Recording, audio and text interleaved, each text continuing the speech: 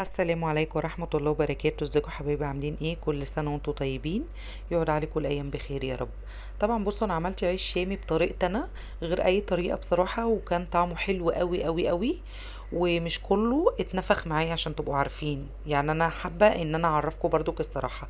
بصوا الرغيف دوت من جنب مفتوح ومن جنب لا، يعني جنب قب فيه وجنب لا، بس انا مش كل العيش معايا اتنفخ. يلا نسمي الله ونصلي على الرسول وهقول لكم هنعمل ايه. هنا معانا كيلو دقيق، تمام. حطينا معلقه بيكنج باودر صغيره ومعلقتين لبن بودره بيعزز الطعم ومعلقتين خميره فوريه وثلاث معالق سكر. بنحط بقى ميه دافيه، ولا هي سخنه ولا هي ساقعه. طبعا بنختبر الخميره بتاعتنا، بنشوف الخميره بتاعتنا شغاله ولا لا. طبعا هنا الخميره بتاعتنا كانت شغاله جدا. نزلنا بقى بكوبايه ميه وركنا كوبايه تاني جنبينا. طبعا هتعجيني بقى العيش ده محتاج عجن منك، يبقى كده نزلنا يعتبر بكوبايتين ونص ميه. طبعا هنحتاج ميه تاني، تمام. زي ما انتم ما شايفين كده انا بنزل شويه شويه لحد لما لما احتاج. يبقى كده خدنا قد ايه ميه؟ 3 كوبايات ميه وربع كوبايه زيت، مقدار الكوبايه اللي انا شغاله بيها. انزلي بقى بصي، هي العجينه فيها تلزيقه بسيطه كده، بس مش قادره اوصف لكم، كان حلو قوي. طبعا هنغطي العجينه ورحنا بقى على السرير غطيناها بالبطانيه. وبعد ما خمرت بقى بنحط في الصينيه بتاعتنا شويه دقيق، وهنقرص العيش بتاعنا دوت حته حته كده، يعني على حسب انتي عايزه الرغيف قد ايه. عايزاه كبير قطعي تقطيعه كبيره، عايزاه صغير قطعي تقطيعه صغيره. طبعا بصي التقطيعه بتاعتي ديت، بصي الحته بتاعتي صغننه وفي كان كبير، يعني في دوت وفي دوت. طبعا هنا خلصنا تقريص العجينه بتاعتنا. هنغطي بقى الوش عشان ما يشققش. بعد ما نغطي الوش هنسيبه يرتاح بتاع ربع ساعه، وهنرش على المطبخ شويه دقيق، وهناخد بقى اول كوره كورناها مع بعض، وهنمشي عليها كده بالنشابه بتاعتنا زي ما انتم ما شايفين كده، تمام. بصوا الرغيف قد ايه. طبعا السمك بتاعه ولا تعمليه رفيع ولا تخليه تخينه، يعني السمك بتاعه يكون وسط. طبعا بتبقي فرشه بقى فوطه مطبخ نضيفه او ملايه نضيفه عندك انت، يعني مش بتفرشيها على السرير، تمام.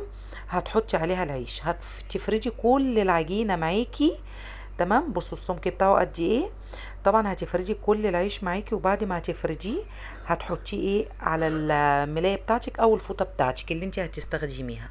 وبعد ما هتخلصي فردي العيش كله، طبعا هو عقبال يعني بتاخدي اول واحده انت فردتيها بتكون كمان ارتاحت، كل ما بتسيبيه يرتاح اكتر، تمام. كل ما بتلاقي العيش بيطلع نتيجته حلوه قوي وبيقب معاكي. هنا بقى سخنا المقلاية بتاعتنا، سخناها قوي. وطبعا اول ما بتنزلي بالعيش لازم تقلبيه شمال ويمين، ما ينفعش ان انتي تسيبيه على وش واحد بس. طبعا بصوا اول مرة بقى اعمل العيش ده، فبصوا يعني اتعوجت معايا، بس مش مشكلة.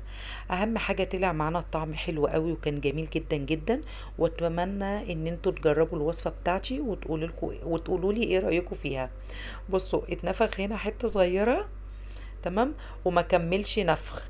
طبعا انا هنا مش كل العيش هيتنفخ معايا، انا بقول لكم الصراحه مش كل العيش هيتنفخ معايا، تمام. في هيتنفخ وفي مش هيتنفخ، وفي اللي هيتنفخ هوريه لكم برضو. بصوا بس بسم الله ما شاء الله، طعمه حلو قوي قوي قوي و... واللبابه بتاعته من جوه كده حلوه جدا وطعمه جميل بصراحه. انا اول مره اعمله ومش اخر مره بامر الله.